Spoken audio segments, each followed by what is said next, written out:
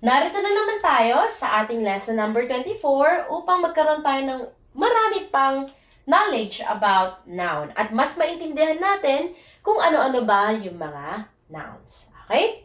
So sa lesson 24, ito ay ang all-time plural nouns. Ano ba yung all-time plural nouns? Sa lesson 22 natin, mapapansin nyo all-time singular noun, yung mga nagtatapos sa S, pero singular siya. Dito naman, nagtatapos din siya sa S, ngunit ito ay plural. Yan.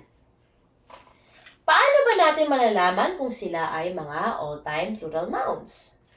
Ito ay yung mga, may technique tayo dyan. Mga nagtatapos din siya sa S, pero plural siya, yung mga sinusuot sa mata, sinusuot sa bewang, mula sa paa hanggang bewang. At yung mga tools or mga gamit na nagkakasalubong.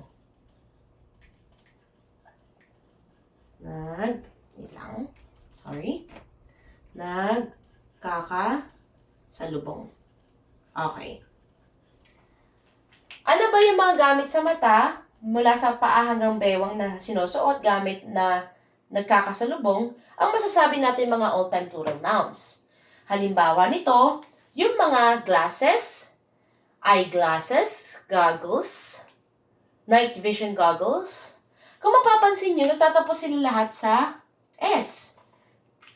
Bakit?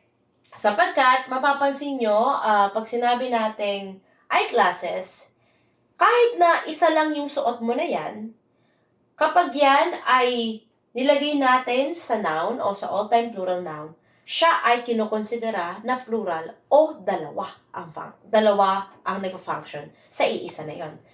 Ibig sabihin pala, kahit na isa lang siya, halimbawa, my eyeglasses are on the table. Ano gagamitin natin?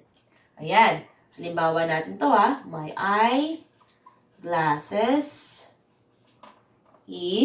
are on the table. Nilapag ko yung aking eyeglasses doon sa table. Anong gagamitin natin? Is or are? Napag-aralan natin sa subject-verb agreement, kapag ginamit natin ay singular, pang-singular din na is. Kapag pang-plural din na are ang gagamitin natin. Since ang subject natin is eyeglasses, anong gagamitin natin? Is or are? Diyan na papasok ngayon si subject-verb agreement. At diyan na rin natin malalaman kung ano bang function ni all-time plural nouns.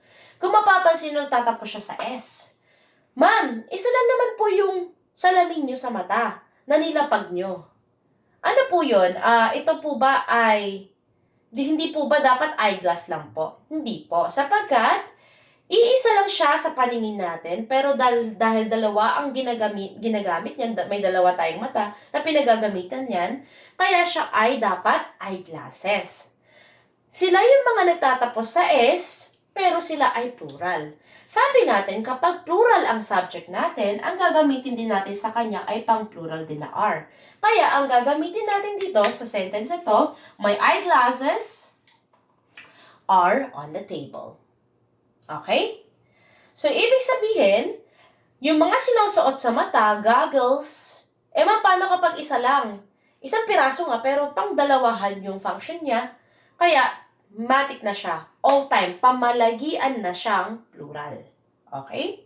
So, kaya, yung eyeglass, dapat eyeglasses. Okay? Yung mga sinusuot sa paa hanggang bewang, halimbawa, yung shoes, yung socks, leggings, pants, shorts. Ayan. May iba, did you wear your short? Tama ba yung short?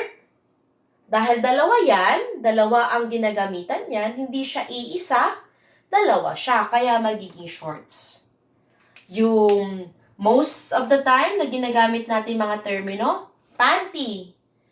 Suot mo ba yung panting binili ko sa'yo? Dapat panties, kasi mga sinusuot siya mula sa paa hanggang bewang. Ano pa? Yung panties, briefs, ayan. Pants, jogging pants, jeggings, ayan. Ano naman po yung mga gamit na nagkakasalubong na all-time plural din po? Yung mga gamit na nagkakasalubong na all-time plural, halimbawa ay scissors. Yung scissors, hindi mo siya gagawing scissor. Sapagkat siya ay all-time plural, kaya kahit nasabihin mo pang isa lang naman po itong hawak ko. Pero nag-function siya as two. Kasi kung isa lang, yung bakal na yan, hindi siya makakakilos na o makakapag-function as scissors. Hindi siya makakapanggupit sa isang bakal lamang. Kaya kailangan, dalawa silang nagkakasalubong para makapanggupit ka. Kaya yung scissors, pliers, nippers, di ba? Cutters, nail cutters. Nagtatapos sila sa S sapagkat hindi siya nag-function as one. Hindi siya iisa ang pinanggagamitan niya, kundi dalawa sila nagtutulungan para makapag-function sila as one. So, sila yung mga all-time plural nouns na ginagamit natin sa mga pangungusap. Na madalas, imbis na nippers, ginagawa natin nipper. Pakiabot naman yung nipper. May tatanggalin ako sa kuko ko. So, mapapansin nyo, doon pa lang ay makikita na natin kung gaano kahalaga yung pag-aaral ng all-time plural noun. Okay? Tandaan nyo, para malaman nyo kagad kung all-time plural noun, sila yung mga nag-ending sa S na mga sinusuot sa mata, sinusuot mula sa paa hanggang bewang, at mga gamit na nagkakasulubong. Okay?